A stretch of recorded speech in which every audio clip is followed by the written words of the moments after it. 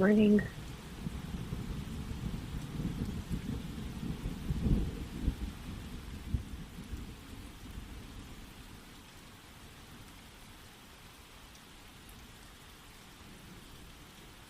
We have our little rainstorm coming out by me, so I thought we would honor that with our background noise this morning.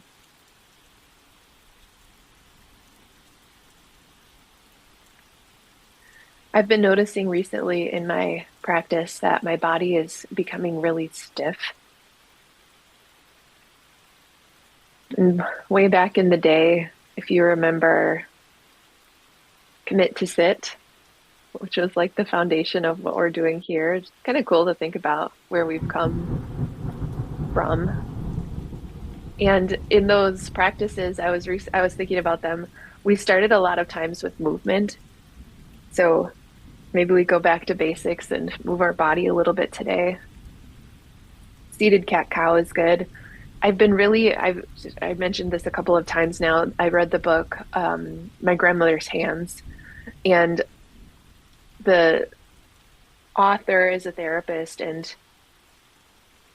I think if I were to summarize it in a sentence or two, his belief, his argument, his perspective is that trauma gets stuck in the body. And I'm not saying that I'm trying to work through trauma right now, but I think it's so important, like how much stuff gets stuck in the body.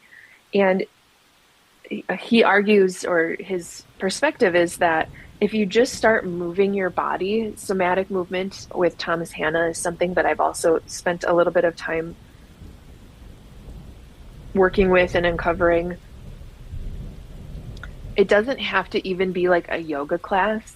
Yesterday, I was sharing in practice with my asana practice that like, for sequences like sun salutation A, and a lot of the times when we build a sequence, it can become robotic. And this idea of somatic movement is like letting the body tell you what it needs. So cat cow may be in service this morning. If it feels robotic, maybe you just shut your eyes and sway a little bit. Take some circles. Like who even cares what it looks like?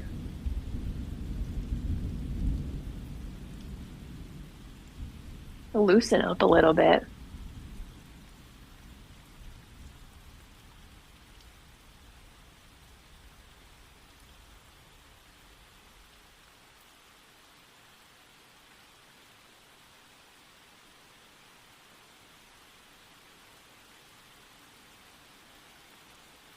We'll eventually start to come into stillness if you're not already there.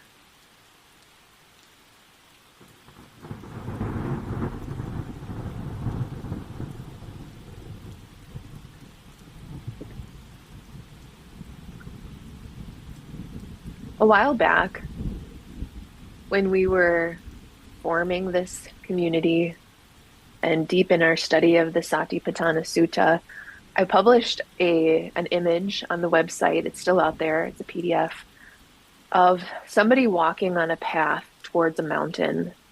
And I think that is such a perfect image for that foundational practice, the foundations of mindfulness. And for our practice today, I wanted to read something to get us going. And this is about right intention. I think it's worthwhile to think about, contemplate, where is it you're going on your path? Where are you aiming?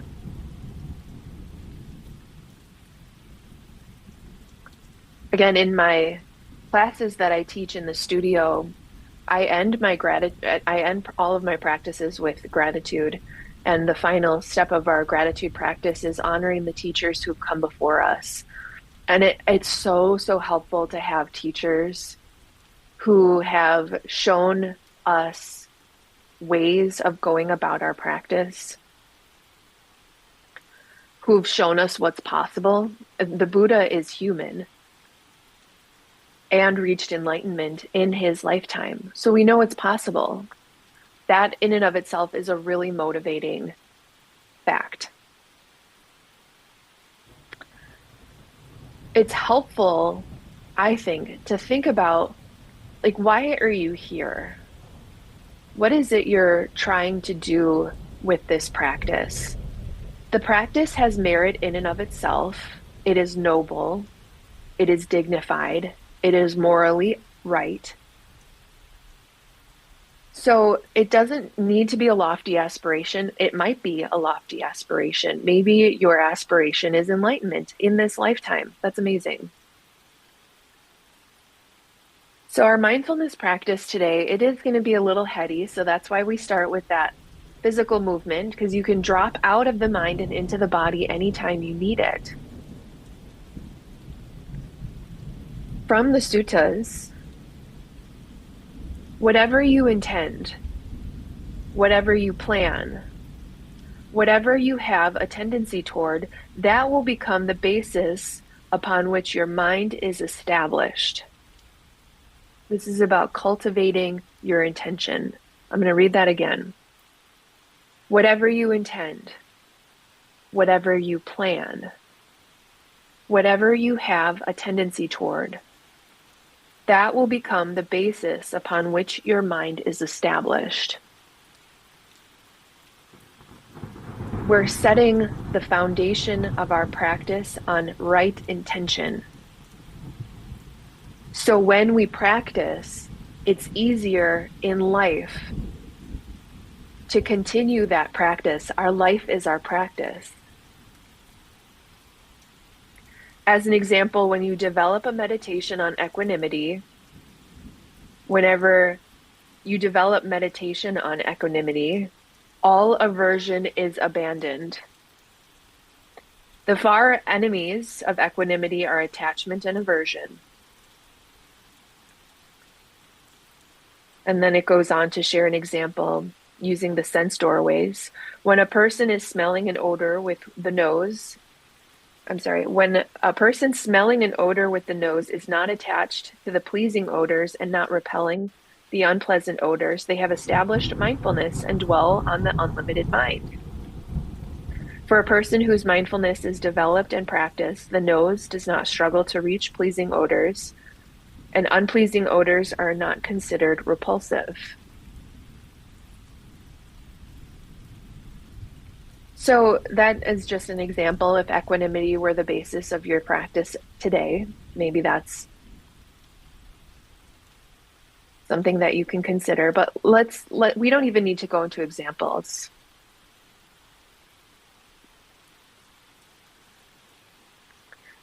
Whatever you intend, whatever you plan, whatever you have a tendency toward, that will become the basis upon which your mind is established.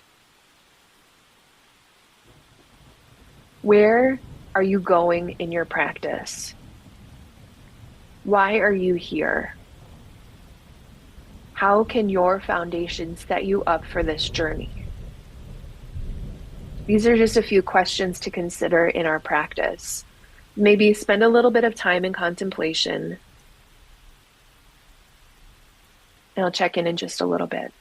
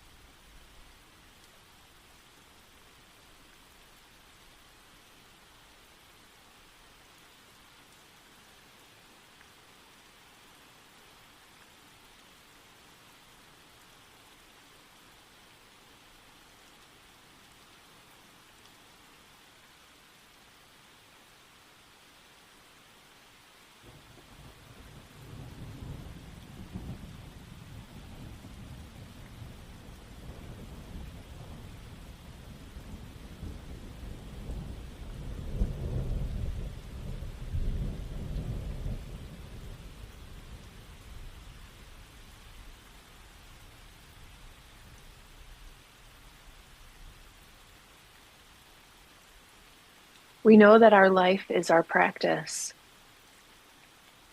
Your form, your structure of intention and pursuit of that attention may be the full journey of your life ahead. It may be what's happening today. Is it right? That's why we say right intention and not just intention. What is your intention? Is the pursuit noble? Is the aspiration noble? Is it in line with your highest good, your highest calling?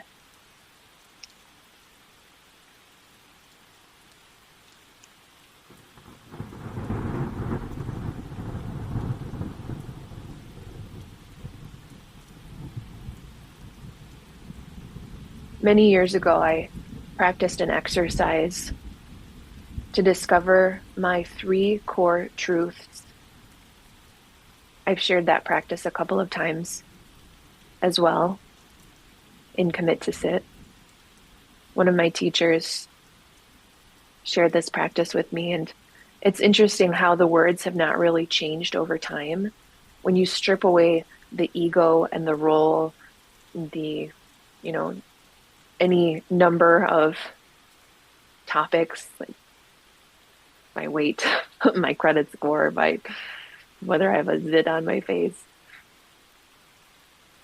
freedom, truth, and love, they continue to come out at the top of my list of values.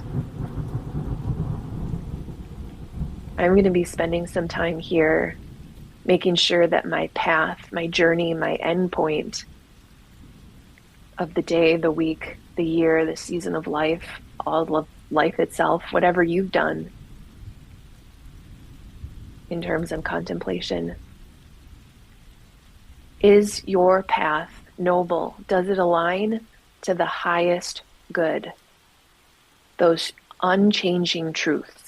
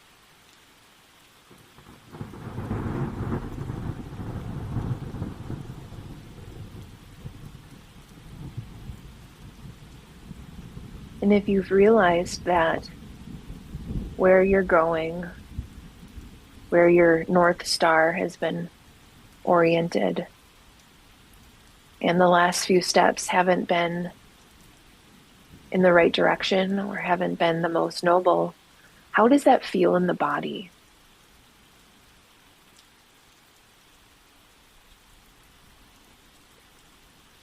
How does it feel in the mind?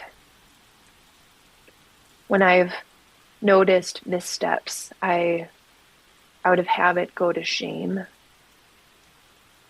sometimes blame, butterflies in the stomach, not the good kind.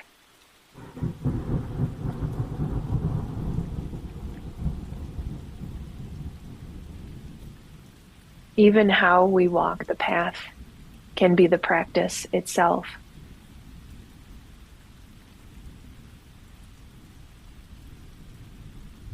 When you realize the ship needs to be turned, and the next step needs to go a little bit to the left, a little bit to the right.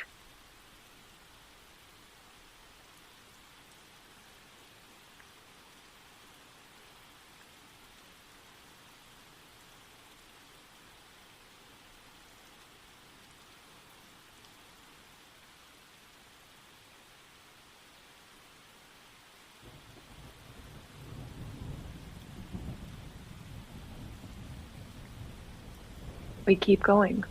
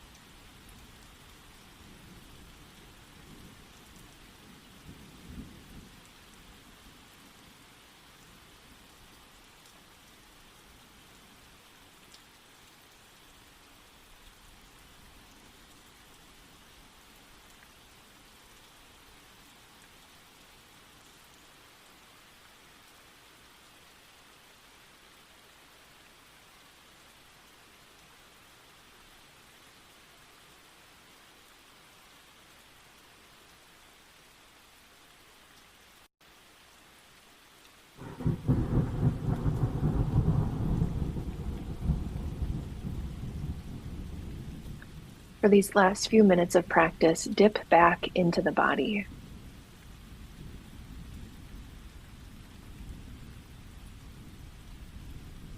Either scanning, open mind curiosity, what's here, or landing in a particular place. Try to bring your awareness low if you can, into either your seat or your pelvic floor, your feet on the ground. Low awareness, if possible.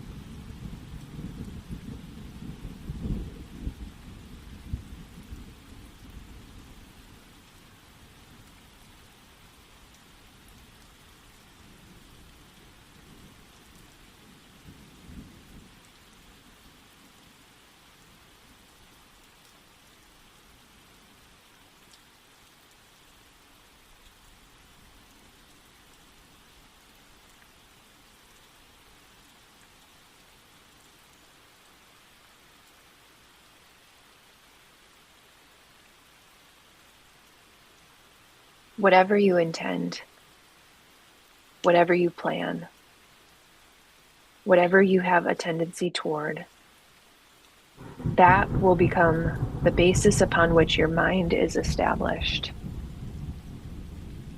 How much responsibility are you willing to take for not only each step on the path, but where the North Star is, where the peak of the mountain is, where the ship is being steered? Millions of metaphors.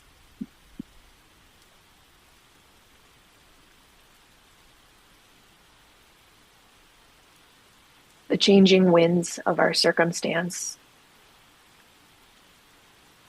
where we end up, our missteps, our misdirections. It's part of being human. How much responsibility are we going to take for our right intention?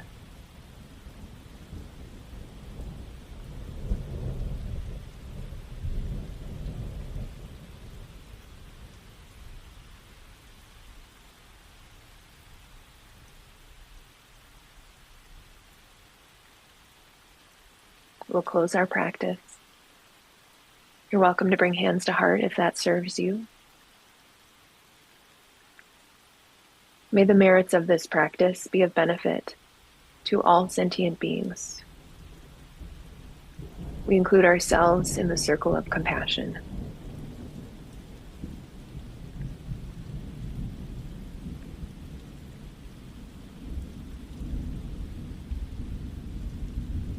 Many thanks for your practice this morning. Hope you have a great day.